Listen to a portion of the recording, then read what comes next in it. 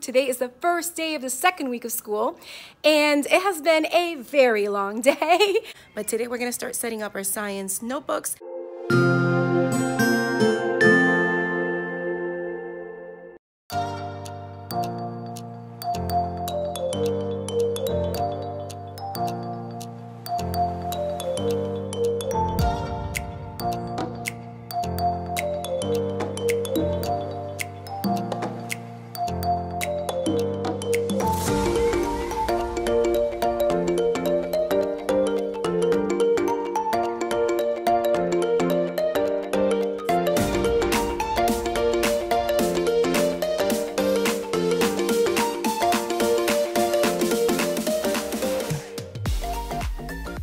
Hello everyone, welcome to another week in my classroom. Today is the first day of the second week of school, and it has been a very long day.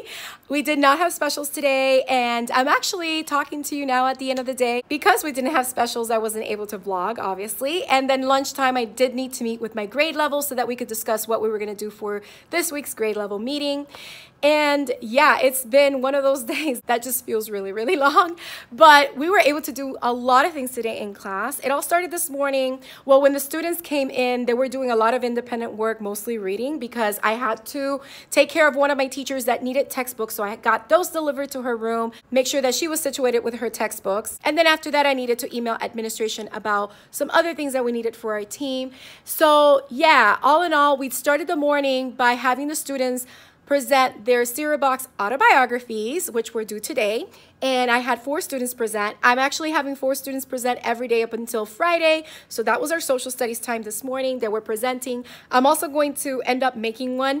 I got the idea after I saw the students presenting so that they can also learn a little bit more about me. I thought the cereal box autobiography was a lot of fun. So when I make mine, I'll show you my example because the students has their names and personal information. So I really can't show you their boxes, but I'll definitely show you mine once I finish my example. And again, that was a freebie from TPT, which I'll link down below, the cereal box autobiography. So after that, we went over the daily language arts warm-up that I wasn't able to introduce last week, but we did do it this week, and that one happened to go over the parts of speech. So what we ended up doing was I did create a tree map where I showed the students all of the 8 parts of speech, and I kind of defined a little bit about each.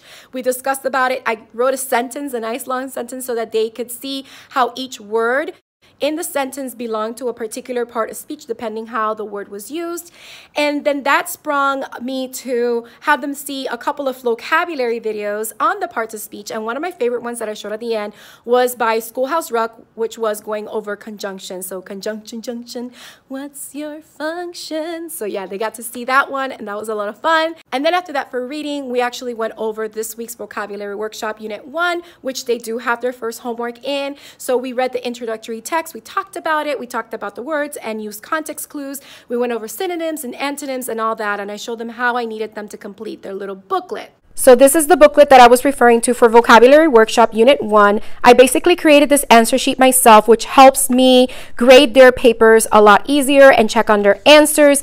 And I copy this unit in booklet format so that I save paper. But in here, they have all of their 12 words with parts of speech and definitions and synonyms and antonyms. And they have the match the meaning, the synonyms and antonyms part. They also have the completing the sentence and the word associations. And this is basically completely due on Friday, and then they'll take a test on that. So yeah, that's what we ended up doing for reading. And then after we went to lunch and came back, we ended up doing some math. And what we ended up doing was we kept working on our math notebook. So let me actually show you my example of the math notebook so you can see how much we've done.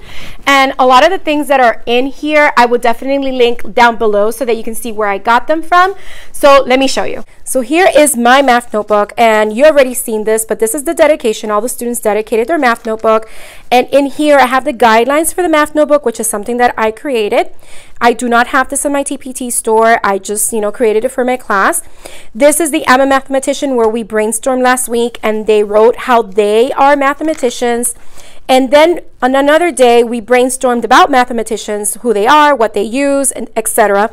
And they created this cute little person with the speech bubble. I saw this initially on Pinterest, but I couldn't find who actually had this idea. So I actually created this, or recreated this on my own. I gave them a shortened version of the Math About Me, and when they have free time, they can go ahead and color it in.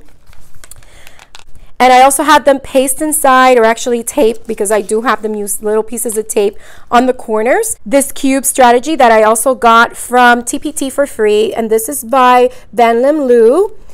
And this, I don't remember where I got it from, but I will look for it and I'll link it down below. But this is basically a foldable with all the math practices 1 through 8 that are written in like kid language. So math practice 1 is keep trying, and when they open it, here's the math practice. I can try many times to understand and solve a math problem without giving up. So I thought it was a good idea to have this available to them so they can refer to it.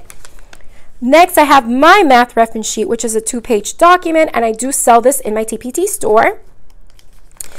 And then I included the actual FSA mathematics reference sheet that they will use during the test. So I wanted them to have it ready so that they can use it and have it available anytime they need it during math time.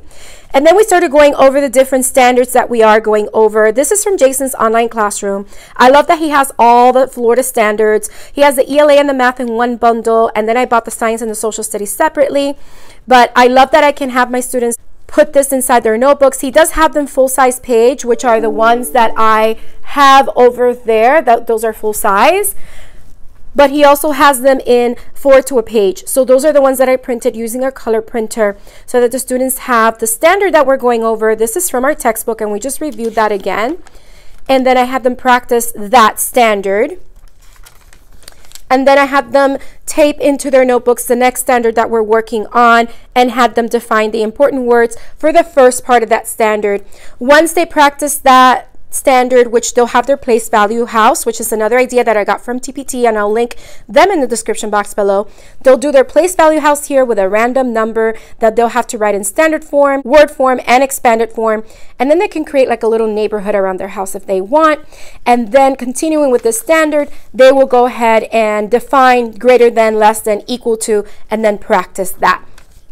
So that's basically all that we did with math. And then for science, we were able to model how the earth revolves around the sun and it's tilted on its axis and how that creates the seasons. And then we had a really good discussion on what would happen if the earth wasn't tilted on its axis as it revolved around the sun.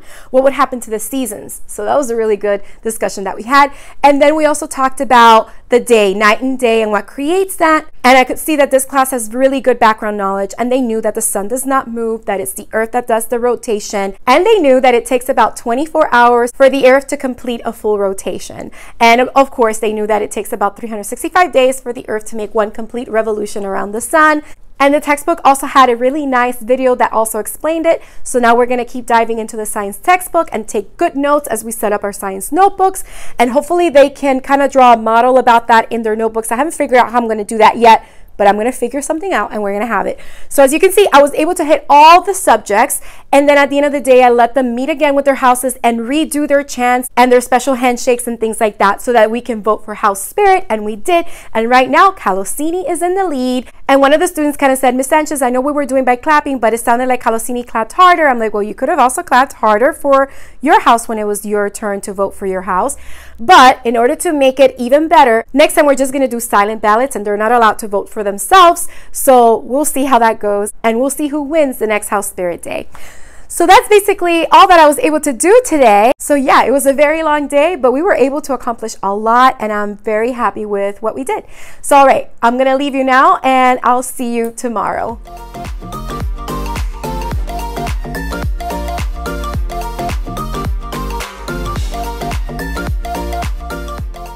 Good morning. It is day 2 of the second week of school, and I am actually getting ready to receive the students in about 25 minutes. I'm going to do some last minute preparations, and I hope that today we do have specials. We're scheduled to have PE right after lunch, so if we do, I'll catch up with you later. But today we're going to start setting up our science notebooks and diving into what social scientists are, and hopefully maybe setting up a little bit of our social studies notebooks as well. I have so many things planned. I don't know if I'm gonna get to it, but I always do that. I overplan. But I'll catch up with you later and let you know how the day progressed.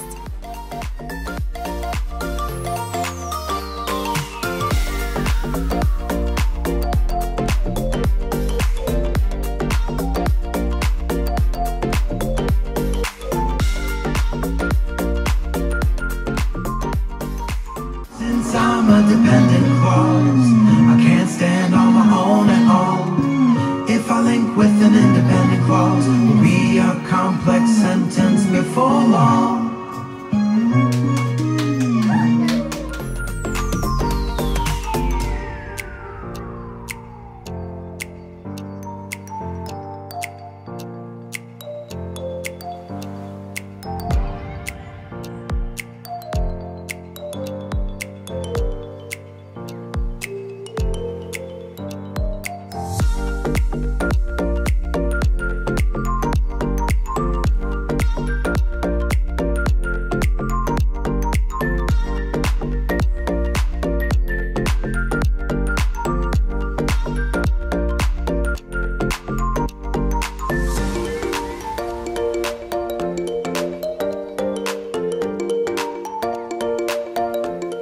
All right, it's the end of the day. I didn't get a chance to vlog during my planning time because I was just so focused on what I wanted to plan for the rest of the afternoon and tomorrow and Thursday and Friday, etc.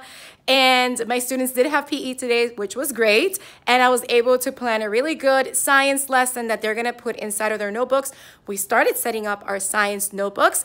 As you probably saw in the clips, we brainstormed what scientists do, and the same little speech person bubble that I had for math, we did for science. And we also did an activity in our math notebooks with the place value house, which I'll actually show you right now. So this is my example of the place value house that the students did. I gave them a random number. 1 second. So like I was saying, I gave them a random number that they had to first place in the place value chart. Then they had to write it in standard form, making sure they added the commas to separate the periods. They wrote that number in expanded form and in word form. They colored their house. They pasted it on this page, and then I asked them to kind of create a background for where the house is. And I showed them an example of some of these houses that I did a couple of years ago with my students when I was doing the superhero theme. So let me show you that now. So here's an example using the same kind of place value house with the superhero theme. And this is the superhero place value headquarters. So I did that. I did a girl version and I did a boy version. Now this is an idea that I got somewhere on Pinterest. So I had them do it like this a couple years ago when I was teaching math. But for this year, I just had them put it in their notebook so they have it as a reference along with the standard that it addresses. The next thing we're gonna do for this standard is take notes on greater than, less than, and equal to, probably back here, and then practice doing that. And then of course, rounding. And after I'm done going over the rounding lesson, they'll take their mid-chapter checkpoint in their Go Math books so that I can assess how they are understanding these 4 different standards. And as for science, we started setting up our science notebooks. So let me show you my example. 1 second. So I don't know what I did with my paper. Well, isn't this lovely? I don't know what I did with it. Oh, here it is. Okay.